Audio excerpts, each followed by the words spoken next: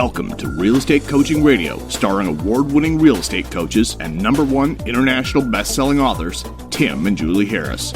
Real Estate Coaching Radio is the nation's #1 daily radio show for realtors who demand authentic, real-time coaching. Get ready for fluff-free, unfiltered, full-strength honesty about what's truly working to get you into action, helping others, and making money now in today's real estate market. Now to our hosts, Tim and Julie Harris. 3, 2, 1. Okay, Julie, we're back. Of course, we want to start out by acknowledging that today is September 11th. Yes, indeed. And we all need to take a moment to reflect and maybe have a few minutes of prayer and think about what happened that day and how you maybe were affected yourself. I know some of you guys had clients, but think about it and, reflect because it's historic. And if you're too young that you haven't been exposed to it, maybe when it happened, you weren't aware enough to know how significant that was.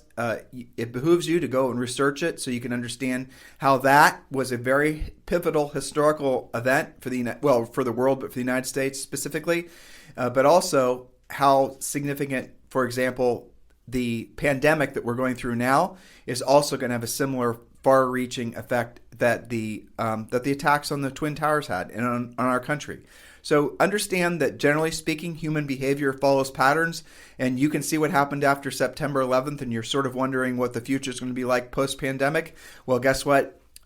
You can kind of model out in your own mind what it's going to be like if you look at how the country changed after September 11th.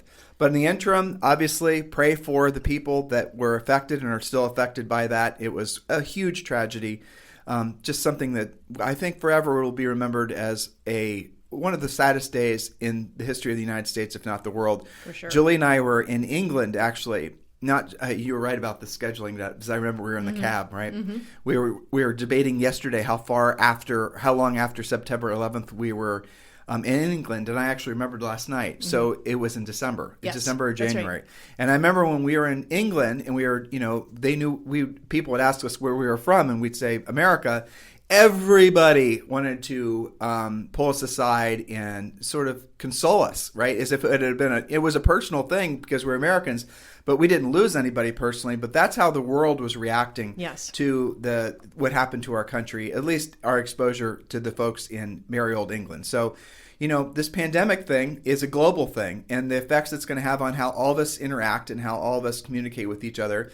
It's going to be far-reaching and forever changing everything on the face of the planet. And this isn't necessarily a bad thing either, because in our opinions, there are going to be more positive things that come from the pandemic as a result of all the new technologies that are being birthed and all the new ingenuity and the evolution that's happening in so many ideas that maybe we're just bumping along before. Now we're going to see people being released from a lot of the sort of traditional ways of living, places where they've had to live. Everything's going to change, and you should be excited and you should be thankful that you're alive during a time where there will be something that Julie and I feel is very much going to feel very similar to a renaissance in lifestyle, renaissance in even how essentially people choose to live their lives in a very profound and meaningful way. And, you guys will start to see, and we're starting to see more breadcrumbs that are leading to the idea that maybe this pandemic at the end of the day is reminding everybody that you only live once and you're dead a real long time. So maybe we should focus on what's most important and maybe spend a little bit less time on the things that are less important. And you can self-determine what those things and what that means to you. Now, today we're going to be talking about the last part of our goal setting and motivation plan that we've been presenting to you over the last week or so. And the reason that Julie and I are drilling down on these points now is because this is a critical time of year. Every time of year is a critical time of year for you to be drilled down, but now more so than ever. Now, Julie, why now? Well, now remember, we've been talking about this, that what you do fourth quarter is a huge determining factor, maybe the #1 factor of how your next year is going to go. It's almost like next year has 5 quarters instead of 4, this being the first one. And what you do now, if you kind of slide, you can guarantee that first quarter is going to be pretty terrible. And how's that to start out the year? You will be demotivated if you allow that to happen to yourself. So just like after 9/11 and just like we're dealing with the pandemic, you have one mantra, and that is, if it's meant to be, it's up to me. You are in control. You have to realize that, especially right now where the world seems out of control between the pandemic, the riots, the wildfires, the hurricanes. There's 5 hurricanes in the Caribbean right now. So you've got to take control. And we wanted to talk to you about starting out, the difference between a dream and a goal. We're going to talk about 5 areas of life to set your goals in and how you can set that up. Now, I want you to realize that Julie and I are not doing what everyone else does. We're not talking to you about goals at the start of the year. We're talking about goals that really, it's not even fourth quarter yet, but it's darn near of the previous year. And why is that important? It's the reason Julie just stated. You got to listen to what she said. It's incredibly important. Your new year is effectively already started. The worst thing for you to do is start trying to, set and accomplish goals next year, because the patterns of life and just the headwinds that all of us experience will make it so essentially there's about a 0 chance you're going to accomplish any of your goals. And I want you to think about this. Let's say, for example, you choose, and I always use this example because it's easy, everyone can understand it. You're going to choose to lose, 15 pounds or whatnot. At the same time of year, this is you doing it the way you've done it maybe in the past, where you're making that, proclamation, right, at the beginning of the year when literally millions of other people are doing the same thing. And this is, if you guys know anything about gyms and gym memberships, most gyms sell their most, number of memberships at the start of the year because people make all those decisions to lose the weight, New Year's resolutions and whatnot. And then statistically, most people give up around April or May. And if you go to a gym, you'll notice that at the beginning of the year, it's busy with a lot of people trying to lose, 15 pounds or 20 pounds. And then early spring, they give up. And then maybe, if 100 people joined a gym at the beginning of the year, you'll see 2 people that are showing up by maybe mid-year of that initial group of 100 people. Well, why? Because life gets in the way. Life gets busy, and you fall back onto the same behavioral patterns. So by starting essentially 3 or 4 months earlier, as in you're starting the fourth quarter of the previous year, you're giving yourself an advantage of getting past the getting ready to get started, getting past the talking yourself into it, getting past the false starts, and you're actually then rolling into the new year already having the new habit form that you're trying to focus in on, which is going to lead to the accomplishment of your goal. Yeah, it's almost like a practice quarter where you're going to earn while you learn, we're talking about financial. You're going to get into your habits now so that you can actually accomplish these goals. Now, what's the difference between a goal and a dream? A lot of people dream that they're going to get into shape. They dream that they're going to save more money. They dream they're going to make more money. Never on a coaching call ever has it happened that I want to make less or gain more. I don't think I've ever heard that one. Hi, Tim and Julie. I want to hire you guys, and you guys be my coaches. Here's my goal. I want to gain weight. I need to be fatter. I mean, there's people out there that want to gain weight for muscle or whatnot. Sure. And I want to earn less money. Yep. I want to have less free time. Yep, less savings. I want to have crappier relationships with everybody I know. Yep, and I want to get dumber, so I'll avoid the educational component too. I want to get dumber. Let's see what else. I know. All those things. Well, so a dream is just something that's kind of floating around in your head. We all have stuff like this. Wouldn't it be nice to do this? Wouldn't it be nice to do that? And you can fill in the blank with your typical go-to things. But to make it an actual goal, a goal is a dream that has an action plan. And in the Harris Rules book, Tim, we talk about SMART goals. So if you want to have an acronym, it's SMART. Goals have to be SMART. That stands for specific, measurable, attainable, realistic, and timely. So for example, everybody says, I want to earn more money. Okay. To your previous point, I don't want to be more broke. I want to earn more money. Well, okay. Is that $1? Is that $100? Is that $10,000?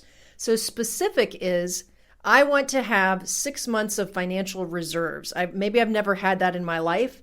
And that is equal to, let's say that to run everything, it costs $10,000 for your family. Okay. So you 6 months reserved. I got to have 60 grand in the bank. That's specific, right? That's not just I want to earn more or do better. Maybe it's the weight loss thing. I want to get in shape. Well, that's just a dream. That's kind of nebulous. Everybody says that. So specific would be based on, something real, like meeting with a nutritionist or a trainer or doing your research yourself. I want to lose 15 pounds. I'm going to go low carb. And here's how I'm going to do it. It's got to be specific, all right? It has to be realistic. Well, so the key point being, it's just what most people do in the fallacy of goal setting is you just write down a goal. Or not even write it down. Or not even write it down. Or and the goal then doesn't have the action plan. A goal without an action plan is a waste of time. It doesn't work. You'll never do it. A goal is a dream with an action plan, but it has to have an end date. Mm-hmm. So you have to have specific end dates set to all of your goals. So if you're not really efficient at setting, let alone accomplishing goals, the suggestion we give in our book, Harris Rules, and we certainly tell all of our coaching clients, is you don't need to choose annualized goals. You can choose 30-day goals. 30-day goals are fantastic. And then you're going to be able to build your goal setting and accomplishing muscle, right? Form new neural pathways. And then you're then going to be able to set 90-day goals, then 6-month goals, then 12-month goals. For the most part, setting goals for most people more than maybe 90 days is an utter and complete waste of time. Now, with that said, it is a clever way if you set, for example, the goal of saving, pick a number, $100,000. Well, that's an easy, money goals are actually easy to wrap your mind around because you can work the math backwards. You want to give yourself 12 months to save $100,000.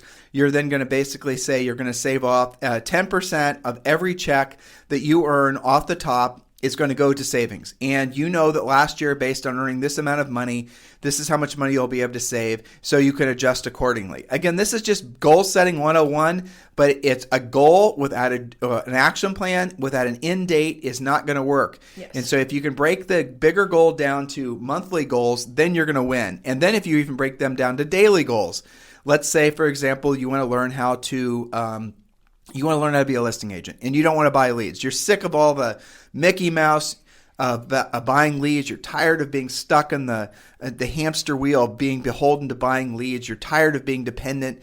You're tired of not making profit in your business. You're just sick of acting like a real estate hack, and you're really trying to become a real estate professional. And in order for that to happen, you're going to need to be a listing agent. So for you to be a listing agent, you're going to have to learn how to proactively lead generate. You're going to have to learn how to prospect. You're going to have to learn to pre-qualify, present, negotiate, close.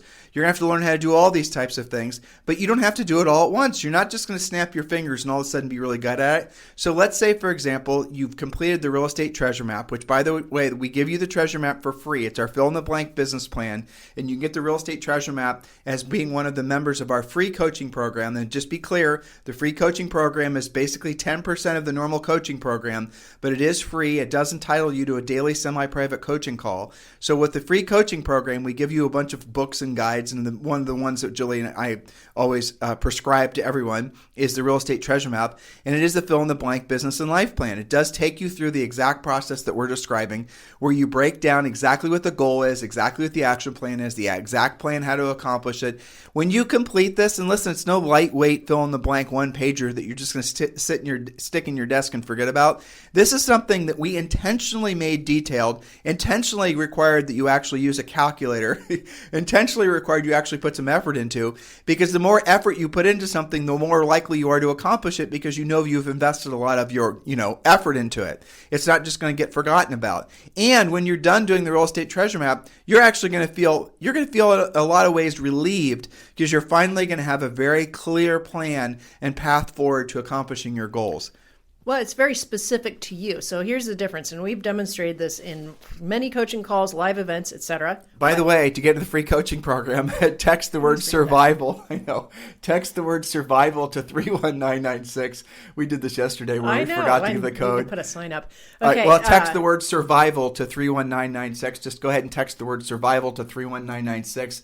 And when you do, we'll text you back a link. Click the link. You can join the coaching program. It takes about 3 minutes. So text the word survival to 31996. So what's funny about the treasure map is it gets you so clear. It is very specific. It is very personalized. It's not a cookie cutter thing that you can just get for free online. And what happens is so many agents, if you put them on the spot and you say, how many units do you want to do next year? They just come up with some random thing that sounds good. Like it's always 50 units, 100 units, 200 units, whatever. Something that sounds good. Or it's something that's like 10 units more than their office mate, right? Because if that person can do 25, I'd be able to do 35. Well, what the treasure map does is it personalizes. It gets into your actual finances. It has you set goals in 5 areas of life. So if you want to write those down, they're family, physical, financial, spiritual, and educational. Then it combines what you have to earn with what you want to earn as a result of your specific goal setting, and you figure out how many units it actually takes. And I'll tell you what's funny about that. And we focus on seller units primarily, Yes. not buyer units, because buyer units you can't build a predictable business around that. So when she says units, we're always talking about you guys being listing agents and doing buyer sides on the side, frankly. But your focus has to be on listings. Buyers should be bonus. Right. Yes. So what's funny about that is the number is almost always smaller than what they think. Like they think it's going to take 100 deals for them to move the needle in their life. And it's like 38 or something, So people are always really surprised by that. And, when you have it done, it's something you'll actually use. So that's the drill down from the real estate treasure map. Elements of this are also in Harris Rules. So that's the homework, is set the goals in 5 areas of life.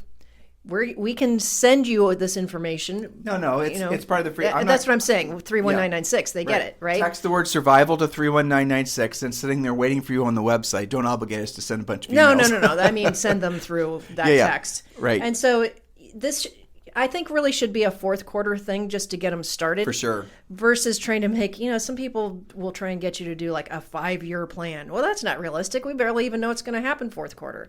So even if you do a 30-day goal, right? So you were talking about just getting the treasure map done is a great goal. You're going to feel so much better after you've got that done. And that will lead you to something like then getting your pre-listing package done. Starting to pre-qualify everybody. That's the path to being a really powerful listing agent, is a step-by-step process. Fallacies of goal setting you guys need to be aware of. Don't try to pursue balance. Balance is a myth. Balance is not something you're ever going to accomplish in your life. You wrote that down. Is that your next point? Yep. Yeah, so be careful. A lot of times it's in the popular zeitgeist. You're supposed to buy life coaches and all these wannabe life coaches. They're always telling you guys, pursue balance, and you just can't do it. You cannot have an exact amount of time and energy allocated to the things that, your family, your finances, your health. It does not work like that. It's actually more stressful to try. Totally. And so give yourself permission to be completely out of balance, but do it in such a way that you're not going to destroy yourself along the way. And I'll give you again, Julie and I are real estate business coaches and consultants, so I'll just give this most obvious answer or example. If you're trying to build your business, if you're trying to essentially make a profitable business, that's going to require a heck of a lot of time and effort. And it's going to require you to actually drill down, maybe for the first time ever, and really make yourself, do what you don't want to do when you don't want to do it at the highest level. It's going to take longer. It's going to require more effort. It is what it is. That's the truth, guys. There are no shortcuts to anything worth having in life. That means that you're probably not going to spend as much time doing other things. So your friends might start to feel neglected. Maybe you can't go to the gym for an hour a day. Maybe it's just a half hour a day. There are going to be some things that have to be sacrificed in pursuit of a meaningful goal. That's just how life works. Like I was talking with someone in our EXP group, Julie, who's trying to they want to add 10 agents to their team this year as far as their revenue share team. And they're like, I can't, how do I down, da, da, da, da. And I said, you're gonna have to sacrifice, obviously. You're either going to have to add some work time to the beginning of the day, the end of the day, or you're going to have to reallocate the time in the day. Yeah. Or you're going to have to do all three in order for you to basically find the extra time.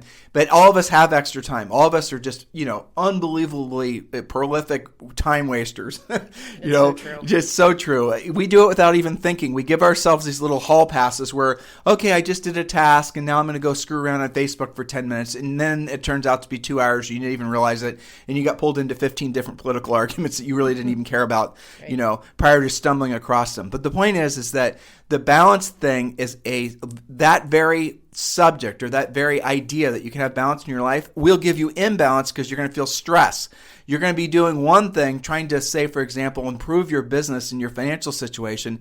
And then you're going to, because you're, oh my gosh, I'm only supposed to be doing this for 3 hours a day, or I'm out of balance. Now I'm feeling like I'm neglecting, and see how that gives you ridiculous amounts of stress. You can end up trashing the whole thing. Because, you could. You get all screwed up in your head. And then because you believe some fool telling you that your pursuit should be, towards balance, you're then going to basically feel like somehow you couldn't do it, so there's something wrong with you that you couldn't have balance. Yeah. Guys, balance is a myth. But just for the sake of keeping a happy home life, right, do tell your family, do tell your kids, do tell your, friends and everyone else that for the next 12 months, you're going to be drilled down. Put it in writing, send it to them. Be very clear. I'm really in pursuit of some specific financial goals. I'd appreciate it if you would support me this year. But also say, here's why. Here's why, exactly. Now, if you have children, I'll tell you what we've always had our coaching clients do, because it's not like kids are really going to understand that. I mean, they have a tendency to be a little, selfish sociopaths. A little bit. Right? But so if you need to make it so the kids are going to be, frankly, giving you some accountability towards the accomplishment of your goals. And what are the suggestions? And maybe this does or doesn't apply, is make Disney World, for example, a payoff. I mean, every little kid likes Disney World, right? And Zoe is Disney World obsessed. It's incredible. I mean, why can't you and I think of a business that basically has that kind of? It's crazy, right? I know, but I've had coaching clients. So the idea basically is you set some specific goals. When mommy or daddy, lists and sells 20 houses this year, or 10 or 5 or 100, doesn't matter, just accordingly to your business plan, then we get to go on a trip to Disney World, okay? And then mommy and daddy have have pledged to accomplish that goal by November of next year or whatever. So write that down and then put a piece of paper up on the refrigerator. And then every time you list and sell a house, right, you can mark it off. Remember the old Jerry Lewis telethon? I know you guys, many of you don't know what the heck I'm talking about.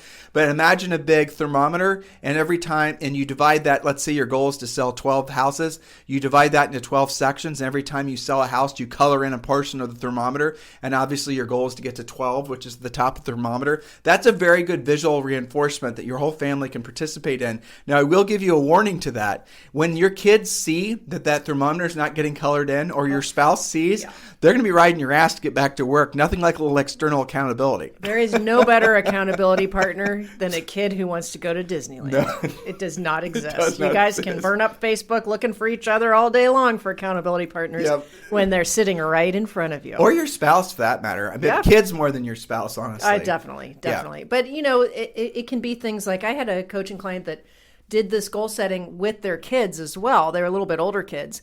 And they said, what's one really big thing that you've been wanting?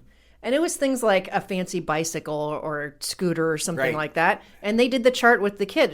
And so the child then learns some of these goal setting techniques, and they had their own little chart, right? So they did their chores every day, and they get to have, their bike at the end of 30 days. So you can, really make this a fun thing for your family instead of feeling guilt for working your butt off now and then to attain your goals. Make it, set the example. Sell them in on the idea why, you're going to the gym every day. And that's the reason that you're not home, maybe as much as you used to be, or you're going on a run every morning. Now get your butt out of bed earlier so it's going to be as least destructive and interruptive to their, that. Guys, you just don't sell yourself so short. You have 1,000x, 100,000x more capacity than you think you do.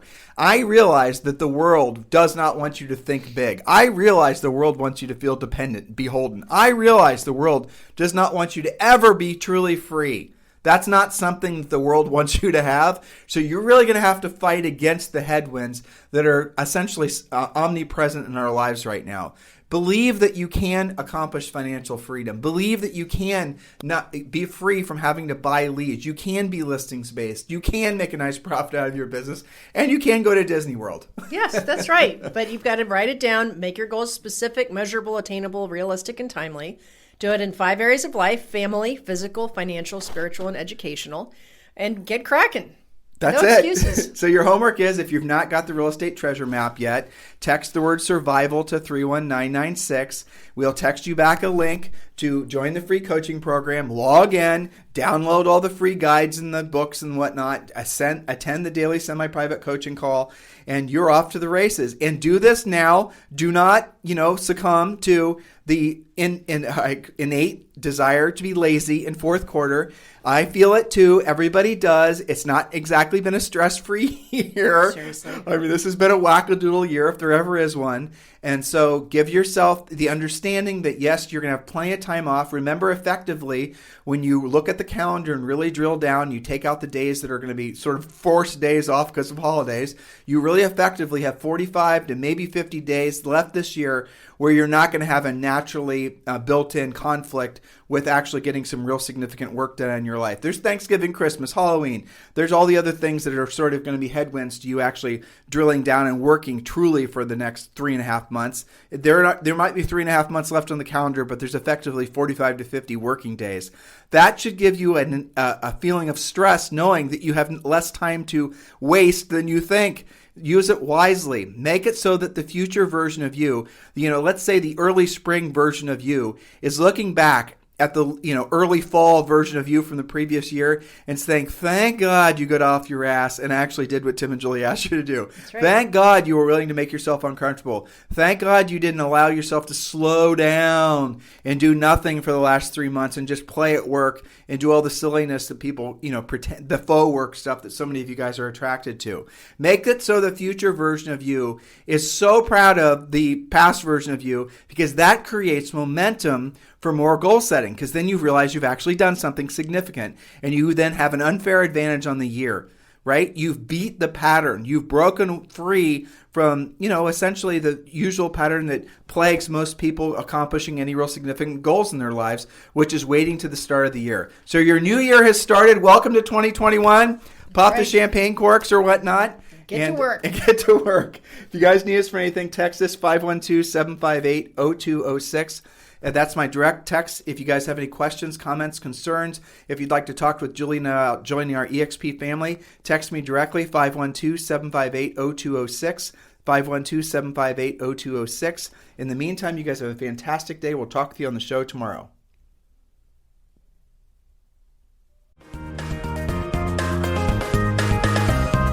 This program has been a presentation by Tim and Julie Harris, Real Estate Coaching. For more information on our real estate coaching and training programs, visit our website at timandjulieharris.com. Remember to tune in weekdays at noon for upcoming shows, and until next time, thank you for listening to Real Estate Coaching Radio with Tim and Julie Harris. This podcast is a part of the C-Suite Radio Network. For more top business podcasts, visit c-suiteradio.com.